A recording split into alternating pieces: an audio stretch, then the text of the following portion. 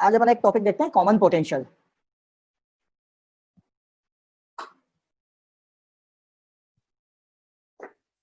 Common potential देखो ये क्या होता है। हमारे पास दो ऑब्जेक्ट है, ये दो कंडक्टर है हमारे पास, ठीक है। इनकी कैपेसिटी अलग अलग है, C1 और C2। इन दोनों को हमने चार्ज दिया, इसको चार्ज दिया Q1 Q2, ठीक है।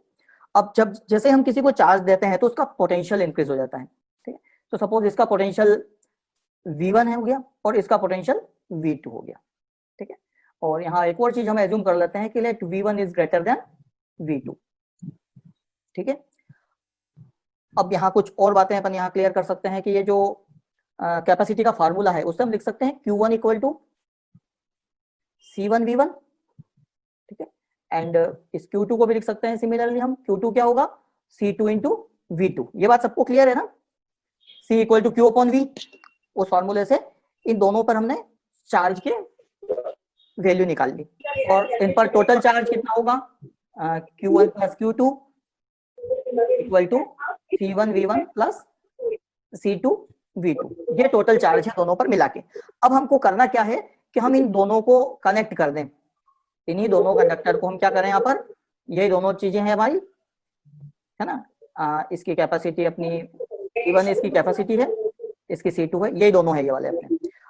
अब हम इन दोनों को ज्वाइन कर दें, किसी वायर से दोनों को कनेक्ट कर दें, तो क्या होगा, चार्ज का फ्लो होगा एक से दूसरे की तरफ। अब ये किससे किस में चार्ज का फ्लो होगा, है ना। चार्ज का फ्लो कौन से वाले से, ये मान लो अपना A है, इसको अपन नाम दे देते हैं A, और ये B है ना, ये A है और ये वाला B है। अब जब इन दोनों को हम कनेक्ट करेंगे तब क्या होगा, चार्ज का फ्लो उससे नहीं होगा जिसमें ज्यादा चार्ज है, चार्ज का फ्लो जिसका पोटेंशियल ज्यादा है उससे कम पोटेंशियल की तरफ होगा, हायर पोटेंशियल वाले ऑब्जेक्ट से लोअर की तरफ होगा, ठीक है। तो हमने V1 ग्रेटर देन V2 ले लिया, तो A से B की तरफ होगा, V2 ज्यादा होता तो B से A की तरफ होता, ठीक है। तो A से B की तरफ चार्ज का फ्लो होगा कब तक, जब तक कि दोनों के पोटेंशियल इक्वल नहीं हो जाते। क्योंकि चार्ज का फ्लो क्यों होता है, पोटेंशियल को इक्वेट करने के लिए, है ना। चार्ज फ्लो होता ही इसीलिए है कि एक का पोटेंशियल ज्यादा है दूसरा कम है, तो पोटेंशियल को इक्वेट करना चाहता है। जैसे वाटर फ्लो होता है ना हायर लेवल से लोअर लेवल की तरफ, उसी तरह से यहाँ पर चार्ज फ्लो होगा हायर पोटेंशियल से लोअर पोटेंशियल की तरफ। तो ये चार्ज का फ्लो होके रुक जाएगा, मतलब क्या हो गया उस कंडीशन में, इसका पोटेंशियल हो जाएगा V और इसका भी पोटेंशियल हो जाएगा V। इस V को हम कहेंगे कॉमन पोटेंशियल, ठीक है। अब चार्ज का फ्लो होना बंद हो जाएगा क्योंकि पोटेंशियल दोनों का सेम हो गया। Now what about charge on each sphere. अब चार्ज क्या रहेगा, पहले Q1 था इस पर A पर और इस पर था Q2। अब चार्ज क्या होगा, क्या चार्ज भी सेम होगा। चार्ज सेम कब होता है, जब कैपेसिटी सेम होती। जब दोनों की कैपेसिटी सेम नहीं है तो दोनों पे चार्ज सेम नहीं होगा, ठीक है। तो सपोज इस पर चार्ज Q1 डैश है, कुछ और नया हो जाएगा, और इस पर चार्ज हो जाएगा Q2 डैश, ये Q1 Q2 से डिफरेंट होंगे, ठीक है। अब यहाँ पर एक चीज हम देख सकते हैं, Q1 डैश कितना होगा C1 इंटू V और Q2 डैश कितना होगा C2 इंटू V, बट उससे हमको कोई अभी काम नहीं है। हमारा इंटरेस्ट है इस V को जानने में कि V कितना होगा, है ना। हम क्या निकाल रहे हैं यहाँ पर, ये अपना कॉमन पोटेंशियल हम फाइंड कर रहे हैं। तो ये कितना होगा कॉमन पोटेंशियल V, इसकी वैल्यू हम निकालना चाह रहे हैं V की, है ना। V की वैल्यू निकालने के लिए हम क्या करें, Q1 dash plus Q2 dash. देखो एक चीज जो हम इजीली यहाँ कह सकते हैं वो ये है कि Q1 dash plus Q2 dash ये कितना होगा, ये होगा Q1 प्लस Q2 के इक्वल। देखो ये बात क्लियर हो गई। चार्ज का फ्लो होगा तो किसी से किसी में भी हो, पर चार्ज पहले जितना था दोनों पे मिला के, बाद में फ्लो होने वाले के पर भी दोनों पे मिला के चार्ज उतना ही होगा, ठीक है। तो बिफोर ज्वाइनिंग, दोनों को ज्वाइन करने से पहले टोटल चार्ज और ज्वाइन करने के बाद टोटल चार्ज वो सेम रहेगा, है ना। और अब एक चीज यहाँ का फॉर्मूला हम लगाएं, देखो इसमें दोनों का पोटेंशियल V हो जाएगा, तो V इक्वल टू क्या होगा। अब यहाँ देखो दोनों का पोटेंशियल, या यूं कहें कि C1 plus C2 equal to C1 plus C2 क्या हो जाएगा, capacity equal to charge Q1 plus Q2, ये Q1 dash plus Q2 dash upon potential V। ये बात समझ में आई, ये कहां से आया अपना, वही C equal to Q upon V से। C के प्लेस पर क्या है, दोनों एक हो गए ना, यहाँ पर दोनों को हमने ज्वाइन कर दिया तो ये दोनों एक ही चीज हो गई अब। और इसकी टोटल कैपेसिटी कितनी होगी C1 प्लस C2, और टोटल चार्ज कितना है Q1 dash plus Q2 dash. हमको नहीं पता Q1 डैश कितना है Q2 डैश कितना है, बट हमको ये पता है कि Q1 dash plus Q2 dash कितना है, वो Q1 प्लस Q2 के इक्वल है, ठीक है। तो यहाँ ये टोटल कैपेसिटी का फॉर्मूला लगाया C1 plus C2 equal to Q1 dash plus Q2 dash upon V। तो यहाँ से हम निकाल सकते हैं V इक्वल टू क्या बन जाएगा, Q1 dash plus Q2 dash upon C1 plus C2, ये आ जाएगा V। अब यहाँ एक चीज देख लो, हमारा ये वाली जो इक्वेशन थी Q1 प्लस Q2 क्या है, C1V1 प्लस C2V2, और ये Q1 प्लस Q2 किसके इक्वल है, Q1 dash plus Q2 dash के। तो यहाँ हम ऐसा लिख सकते हैं ना, Q1 dash plus Q2 dash की जगह पर Q1 plus Q2 upon C1 plus C2, ठीक है। और Q1 प्लस Q2 क्या है, ये अपनी इक्वेशन 1 डाल दूं मैं इसको, तो फ्रॉम इक्वेशन 1 ये हो जाएगा C1V1 plus C2V2 upon C1 plus C2, ये हो जाएगा हमारा कॉमन पोटेंशियल का फॉर्मूला। इसको याद रखना है अच्छे से, ये है अपना कॉमन पोटेंशियल का formula, C1V1 plus C2V2 upon C1 plus C2। मतलब क्या हुआ कि दो कैपेसिटर या दो कंडक्टर जिनकी कैपेसिटी C1 C2 है, उनके पोटेंशियल V1 V2 है, उन दोनों को हम ज्वाइन कर दें, मिला दें, तो जो दोनों का चार्ज रिडिस्ट्रीब्यूशन के बाद जो पोटेंशियल होगा, कॉमन पोटेंशियल दोनों का सेम पोटेंशियल, वो होगा C1V1 plus C2V2 upon C1 plus C2। ये कॉमन पोटेंशियल का फार्मूला है, बहुत इंपॉर्टेंट है, ये हमको अच्छे से याद रखना है, ठीक है। तो इसको नोट कर लो, ये कॉमन पोटेंशियल का फॉर्मूला है, स्क्रीनशॉट ले सकते हैं, इसकी रिकॉर्डिंग में यूट्यूब पर डाल दूंगा, ठीक है। ये तो कॉमन पोटेंशियल का फॉर्मूला हो गया। अब अपन देखते हैं कि इस प्रोसेस में एनर्जी का क्या होता है ना। कैपेसिटी ऐड हो जाती है, चार्ज सेम रहता है दोनों पे मिला के, है ना, अलग अलग बदल जाएगा पर दोनों मिला के सेम रहेगा। पोटेंशियल का क्या होगा, पोटेंशियल चेंज हो जाएगा क्योंकि कॉमन पोटेंशियल हो जाएगा V। तो हमने सारी चीजें देख ली, तीन चीजें थी अपनी, कैपेसिटी, चार्ज और पोटेंशियल, तीनों की बातें क्लियर होगी, है ना। ज्वाइन करने के बाद एक एक का कैपेसिटी उतनी है, बट टोटल कैपेसिटी दोनों की सम की इक्वल हो जाएगी। चार्ज दोनों पे पहले चार्ज का सम और बाद में चार्ज का सम सेम रहेगा, और पोटेंशियल दोनों का इक्वल हो जाएगा जो कि कॉमन पोटेंशियल होगा, और उसको फॉर्मूले से फाइंड कर सकते हैं। अब यहाँ से देखो एक चीज और भी हमारे पास आ गया। अब हम चाहते हैं कि Q1 डैश कितना होगा, Q2 डैश कितना होगा, तो उसको भी हम यहाँ से निकाल सकते हैं। देखो Q1 डैश क्या होगा, ये Q1 dash equal to C1 into V, and Q2 dash कितना होगा, ये हो जाएगा C2 इंटू V, है ना। C1 C2 तो हमको पता है दोनों की कैपेसिटी कितनी है, और V अपना इक्वेशन 2 डाल दूं मैं, इसको 1 पहले आ गया, तो इक्वेशन 2 में V मिल जाएगा, ठीक है। तो कॉमन पोटेंशियल जब हमने निकाल लिया, तो अब हम ईच कैपेसिटर ज्वाइन करने के बाद दोनों पर A और B पर चार्ज भी फाइंड कर सकते हैं। इतनी चीज क्लियर। अब हम देखेंगे एनर्जी का क्या होगा, ज्वाइन करने से पहले दोनों की एनर्जी कितनी थी और ज्वाइन करने के बाद एनर्जी कितनी हो जाएगी, उसको हम देखते हैं इसमें। तो नेक्स्ट टॉपिक अपना बन जाएगा, ये बन जाएगा अपना एनर्जी,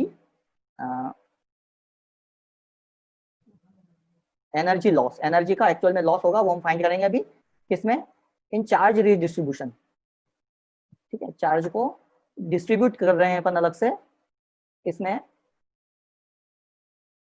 एनर्जी का लॉस होगा, वो हम फाइंड करते हैं, ठीक है। तो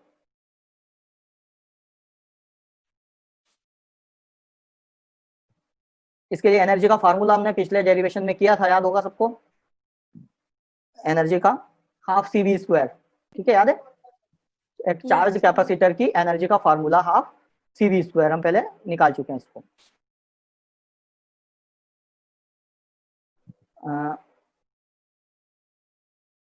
हाँ, तो देखो इस कैपेसिटर की, इसकी C1 वाले की एनर्जी कितनी है, इसकी एनर्जी अपनी half C1, sorry, half C1V1², और इस दूसरे वाले की कितनी है, हाफ C2V2², और इन दोनों का टोटल कर लेंगे तो ये हो जाएगा एनर्जी बिफोर ज्वाइनिंग। दोनों को कनेक्ट करने से पहले इन दोनों को हमने एक दूसरे से ज्वाइन नहीं किया, दोनों अलग अलग है ना। तो इसकी कैपेसिटी हाफ C1V1² और दूसरे वाले कैपेसिटी हाफ C2V2², तो ये टोटल कैपेसिटी हो जाएगी अपनी, हाफ कॉमन निकल जाएगा, इससे ज्यादा हम कुछ कर नहीं सकते, C1V1² प्लस C2V2², ये अपनी टोटल एनर्जी है बिफोर ज्वाइनिंग। अब दोनों को ज्वाइन करने के बाद में देखो, ये इधर लाइन से इधर मैंने बनाया, इधर ज्वाइन करने के बाद में अब टोटल एनर्जी कितनी है, तो अब टोटल एनर्जी आपको लिख देता हूं मैं U2, तो U2 equal to half C1V² plus half C2V², तो इसमें से देखो half C1 plus C2 bracket में रह जाएगा और V² कॉमन निकल जाएगा, ठीक है। अब देखो हाफ तो यहाँ पर है ही सही है, और ये C1 प्लस C2 ब्रैकेट के अंदर है, और V², देखो V के प्लेस पर मैं ये वाली वैल्यू रख दूं कॉमन पोटेंशियल की, ठीक है। तो V के प्लेस पर ये वाली रख देते हैं, V का स्क्वायर है, तो देखो ये मैं वैल्यू रखता हूँ C1V1 प्लस C2V2, इसका होल स्क्वायर हो जाएगा, और अपॉन में जो अपना है ये C1 प्लस C2, इसका भी होल स्क्वायर।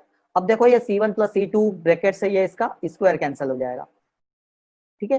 तो अब ये वाली वैल्यू मैंने रख दी है, तो मैं इसको मिटा देता हूँ, इसकी जरूरत नहीं है अपने को यहाँ पर, है ना। इस वैल्यू को हमने यूज कर लिया है। कॉमन पोटेंशियल याद हो गया होगा सबको, formula C1V1 plus C2V2 upon C1 plus C2। तो इसको अरेंज कर लेते हैं, हाफ C1V1 प्लस C2V2 का whole square upon C1 plus C2। ये आ गया अपना एनर्जी आफ्टर ज्वाइनिंग, दोनों को ज्वाइन करने के बाद की एनर्जी है। अब हम क्या करें कि हम मान लेते हैं कि एनर्जी का लॉस हुआ, ठीक है। मैंने शुरू में बताया कि एनर्जी का लॉस होता है, इसमें बाद में एनर्जी कम हो जाती है, टोटल एनर्जी तो कम हो गई, तो U1 में से U2 को माइनस कर दें तो एनर्जी लॉस आ जाएगा। एनर्जी लॉस हुई means U2 is less than U1, तो U1 में से U2 को हम सब्ट्रैक्ट करेंगे, तो ये एनर्जी लॉस का फार्मूला हमारे पास आ जाएगा। मैं इसको सेपरेट कर दूं। अब हम एनर्जी लॉस निकाल रहे हैं, delta U equal to U1 minus U2, ठीक है। तो जब इस U1 में से U2 के फार्मूले दोनों के सामने दिख रहे हैं, U1 का फार्मूला और U2 का फार्मूला, हम इनको सब्ट्रैक्ट करेंगे तो 1/2 तो पूरे में से कॉमन आ जाएगा, ठीक है। ये वाली लाइन में मिटा देता हूं,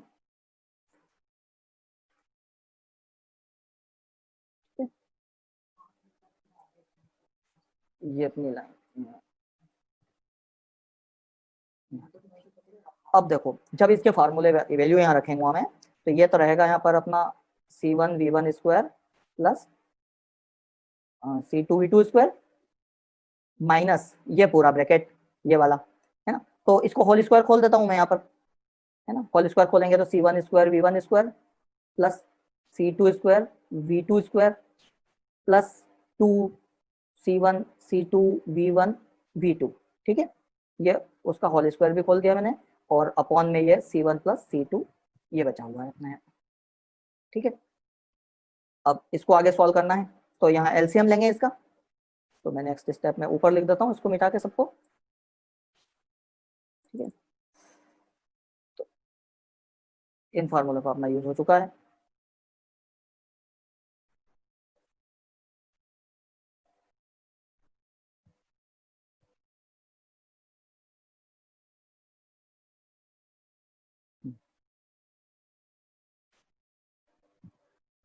ठीक, अब इस स्टेप को मैं यहाँ से लिखता हूँ, delta U equal to half, और ये ब्रैकेट, और ब्रैकेट में अपना एलसीएम आ जाएगा C1 प्लस C2, ये तो अपना एलसीएम हो गया।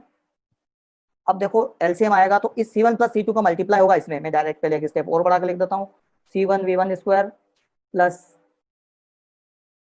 C2V2 square into C1 plus C2 minus, minus में अपना ये पूरा है सही, C1 square V1 square plus C2 square V2 square plus plus ये 2 है ना,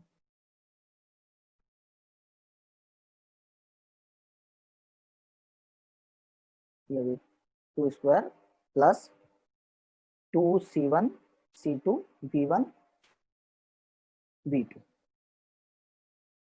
ठीक। तो अब इसको मल्टीप्लाई करना पड़ेगा ब्रैकेट को, है ना। बिल्कुल सिंपल है, खाली मैथमेटिकल कैलकुलेशन है, और कुछ भी ज्यादा इसमें कोई प्रॉब्लम वाली बात है नहीं। तो यहाँ इनका मल्टीप्लाई करूंगा मैं, तो C1 का मल्टीप्लाई पहले होगा, है इस C1 का मल्टीप्लाई इसमें, तो ये बन जाएगा अपना C1 square V1 square plus C1 का मल्टीप्लाई अब होगा C1 सॉरी C1 C2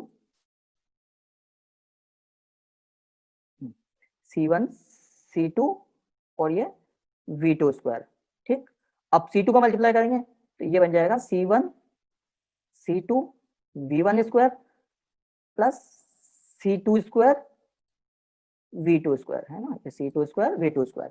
तो ये C1 square plus C1 V1 square plus C2 V2 square में C1 प्लस C2 का मल्टीप्लाई किया दोनों ब्रैकेट का, माइनस, अब इस माइनस को खोल देता हूं मैं, है ना, ये पूरा एक ब्रैकेट था अपना, इसमें माइनस का मल्टीप्लाई करेंगे तो ये पहली स्टेप पूरी माइनस की हो जाएगी, C1 स्क्वायर V1 स्क्वायर, फिर ये भी माइनस का C2 स्क्वायर V2 स्क्वायर और minus 2C1 C2 V1 V2, ठीक है। अब देखो जो पॉजिटिव टर्म और नेगेटिव टर्म कैंसिल हो जाएगी, ये वाली अपनी पूरी C1 स्क्वायर V1 स्क्वायर, और ये माइनस का C1 स्क्वायर V1 स्क्वायर, ये कैंसिल। फिर C2 स्क्वायर V2 स्क्वायर, देखो ये वाला, ये, और C2 स्क्वायर V2 स्क्वायर एक और कौन सा है, ये वाला, ये सब कैंसिल हो गए। अब देखो जो बचा है वो क्या क्या है, जो जो स्टेप बची है ना सब में देखो C1 और C1 C2 सब में ही है, तो मैं C1 C2 को कॉमन निकाल लूं मैं बाहर, C1 C2 बाहर निकल गया। अच्छा ये अपॉन में C1 प्लस C2 था ही सही, है ना, ये तो पहले से था ही सही। हाँ अब देखो अब क्या हुआ, C1 C2 कॉमन निकाल लिया, अब ब्रैकेट में क्या बचेगा देखो, V2 square plus V1 square minus 2V1 V2, है ना, यहाँ से 2 बचा और ये V1 V2 बचा, C1 C2 कॉमन निकल गया, ये इसका ब्रैकेट बंद और whole upon C1 plus C2, ये अपना बचा हुआ है। अब मैं नीचे वाले को हटा देता हूं, ठीक। अब देखो तो ये अपना डेल्टा U जो आया 1/2 C1 C2 upon C1 plus C2, और ये ब्रैकेट में देखो V2 square plus V1 square minus 2 V1 V2, ये है अपना V2 माइनस V1 का होल स्क्वायर, है कि नहीं है ना, ये क्या है, पंखा चालू करना, V2 माइनस V1 का होल स्क्वायर। तो ये अपना एनर्जी लॉस का फार्मूला आ गया, इसको भी हम कहीं यूज कर सकते हैं, बहुत सिंपल इजी तरीके से हमने इसको डिराइव कर लिया, सिर्फ मैथमेटिकल कैलकुलेशन थी। अब यहाँ देखो ये डेल्टा U ये हमेशा एक पॉजिटिव होगा, ये कभी भी नेगेटिव नहीं हो सकता।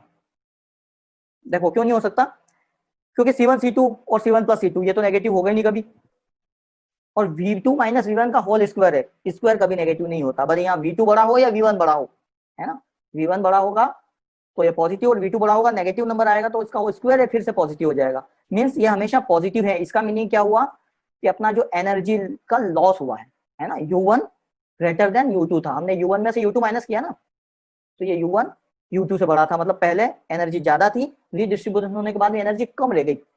चार्ज में कुछ नहीं बिगड़ा, चार्ज जितना दोनों का मिला के पहले था बाद में भी चार्ज तो उतना ही है, बट एनर्जी कम हो गई।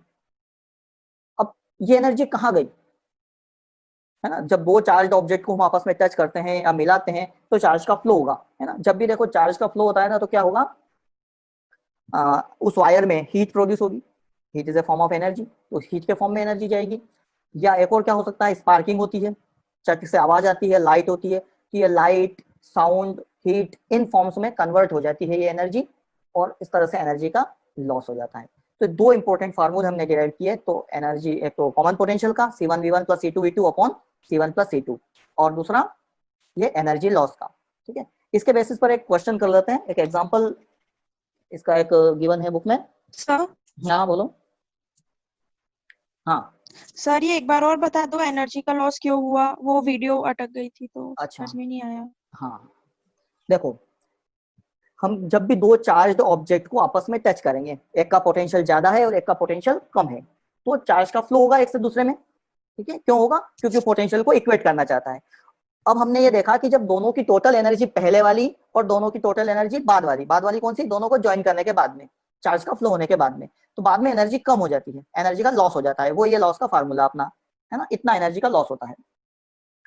तो ये लॉस क्यों हुआ, कहाँ गई ये एनर्जी, तो हम जानते हैं जब भी चार्ज का फ्लो होता है ना तो स्पार्किंग होती है, सबने देखी होगी स्पार्किंग, है ना, इलेक्ट्रिसिटी में जब भी स्पार्किंग होती है तो चट्टे से आवाज आती है, कुछ लाइट निकलती है, और गर्म भी होता है, वो हीट भी प्रोड्यूस होती है। तो लाइट एनर्जी, हीट एनर्जी और साउंड एनर्जी या तो तीनों में कन्वर्ट होगी, किसी एक में हो सकती है, दो में हो सकती है ना, किसी वायर के थ्रू जब धीरे धीरे चार्ज फ्लो होता है तो वहां ना तो साउंड प्रोड्यूस होती है ना लाइट प्रोड्यूस होती है, वहां हीट प्रोड्यूस होती है, वायर थोड़ा सा गर्म हो जाएगा, ठीक है। तो heat energy, light energy, sound energy, इन एनर्जी की फॉर्म में वो एनर्जी कन्वर्ट हो जाती है, इसलिए ये टोटल एनर्जी कम बचती है, ठीक है। तो ये तो थ्योरेटिकली हमने देख लिया, अब इसको प्रैक्टिकली देखना है तो एग्जांपल 2.10 देखो बुक में, है ना, ये 2.10 जो क्वेश्चन है इसको देखो, मैं इसको बता देता हूँ थोड़ा सा, एग्जांपल है अपना 2.10, ठीक है, ये पेज नंबर 82 पर है। अब इसमें क्या है, 900 पिकोफेरेड कैपेसिटर है, एक कैपेसिटर है 900 पिकोफेरेड का, ये कैपेसिटर है जिसकी कैपेसिटी कितनी है 900 पिकोफेरेड, ठीक है, पिको का मतलब होता है 10⁻12, ये कैपेसिटर है, इसको हमने चार्ज कर रखा था 100 वोल्ट से। ठीक है, तो इसके अक्रॉस पोटेंशियल डिफरेंस कितना है, 100 वोल्ट है। अब हम क्या करते हैं कि इसी कैपेसिटर को इस 900 कैपेसिटी के कैपेसिटर के साथ हम एक और कैपेसिटर मिला देते हैं। ये अपना कैपेसिटर है, वही वाला 900 पीएफ का। इसके साथ ये चार्ज हो गया, 100 वोल्ट से चार्ज कर दिया इसको, है ना, V इक्वल टू 100 हो गया इसमें 100 वोल्ट। अब इसको मैं क्या करता हूँ, एक दूसरा कैपेसिटर यहाँ अटैच कर देते हैं हम, अनचार्ज कैपेसिटर। ठीक है, इसकी कैपेसिटी भी उतनी ही रखी 900 पिकोफेरेड। ये सब क्वेश्चन में लिखा हुआ है। ठीक है, 100 वोल्ट से चार्ज किया और इसको 900 पिकोफेरेड के एक और अनचार्ज कैपेसिटर से कनेक्ट कर दिया। तो अब देखो, इस पहले वाले जो 900 पिकोफेरेड का कैपेसिटर था, इसका चार्ज फ्लो केस में जाएगा, है ना, ये था अपना C1 और ये है एक और कैपेसिटर C2। इसका potential V1 equal to 100 volt और इसका पोटेंशियल जो V2 है ये कितना था, 0 था पहले। ठीक है, ये पहले अनचार्ज था, अब इसको कनेक्ट कर दिया, तो अब दोनों पे पोटेंशियल कुछ न कुछ होगा। ये V1 V2 अपने पहले के पोटेंशियल था। ठीक है, अब पोटेंशियल कितना हो जाएगा, कॉमन पोटेंशियल, है ना, देखो C1 C2 दोनों C है, दोनों इक्वल है ना, 900 है, ये भी 900 है, तो अपना जो कॉमन पोटेंशियल होगा V, वो C1 V1, तो C V1 plus C V2, अब V2 है 0, ठीक है, upon C1 plus C2, C plus C 2C, तो ये क्या बचेगा आप, C V1 अपॉन 2C, C से C कैंसल, मतलब V1 by 2 that is 100 by 2 that is 50 volt. ठीक है, तो अब क्या होगा, कनेक्ट करने के बाद में दोनों पे पोटेंशियल कितना कितना हो जाएगा, 50 वोल्ट, और इस पर भी हो जाएगा 50 वोल्ट। ठीक है, बात समझ में आई। सर V2 0 क्यों था? अनचार्ज कैपेसिटर था ये, एक और कैपेसिटर जो हमने कनेक्ट किया ना, ये अनचार्ज था। अनचार्ज था मतलब उसके अक्रॉस कोई पोटेंशियल था ही नहीं, उसको चार्ज किया ही नहीं था हमने। Yes sir. तो वो अनचार्ज था। अपना 10 मिनट का टाइम बचा है इसका, तब तक अपन इसको देख लेते हैं। देखो, पहले कैपेसिटी कितनी थी, पहले कैपेसिटी पहले की थी हाफ CV स्क्वायर, है ना, C1 V1 स्क्वायर, तो हाफ 900 पी को, मतलब मैं पी को पी लिख देता हूँ इसको, फेराड इनटू 100 वोल्ट। ठीक है,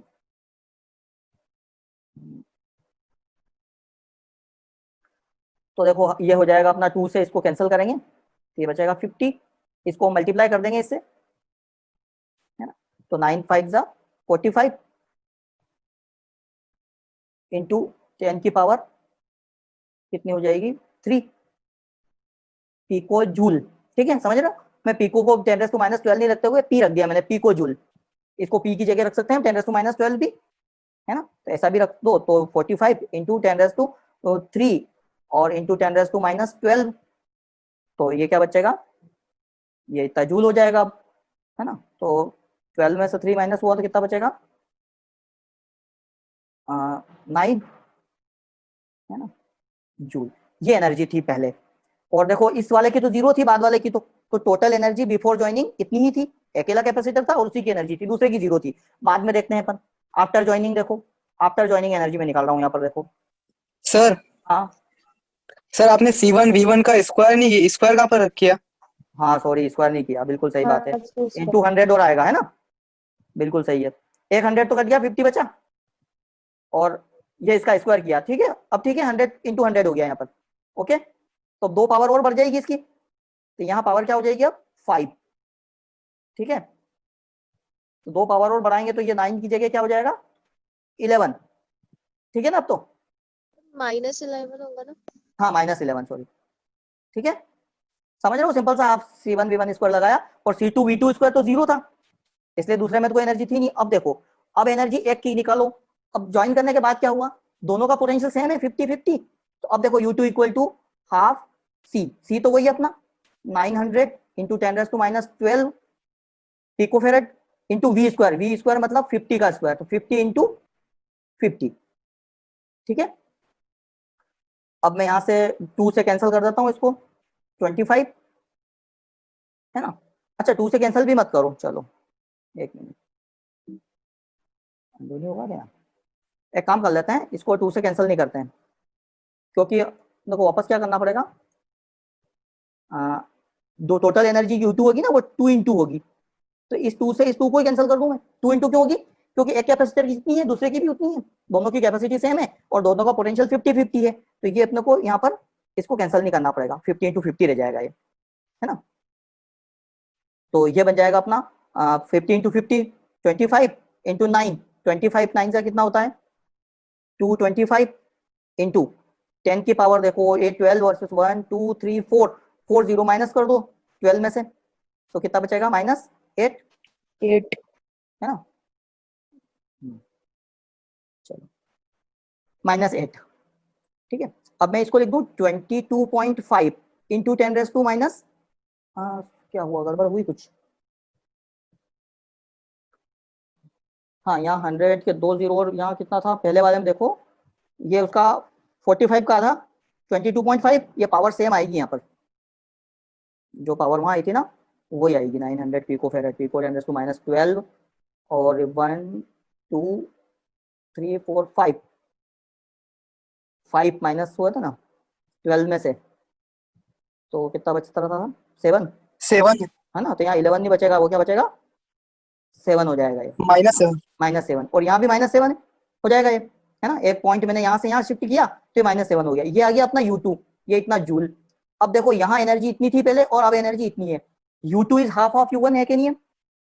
जो बाद वाली एनर्जी है U2 ये इस U1 का आधी रह गई, मतलब पहले अकेले कैपेसिटर में जो एनर्जी थी अब दोनों में मिला के उसकी आधी एनर्जी बची है, ठीक है। तो यहाँ एनर्जी का लॉस इसी तरह से हुआ। अब ये काम हम डायरेक्ट वो एनर्जी लॉस का फॉर्मूला लगा के भी कर सकते हैं। यहाँ मैन्युअली अलग अलग किया अपनों ने, बुक में जो सॉल्व किया था उसने एनर्जी का फॉर्मूला हाफ QV लगाया था, है ना, मैंने हाफ CV² लगाया। तो समझ में आया ये? कोई प्रॉब्लम इसमें? टाइम No, पूरा होने sir. वाला है।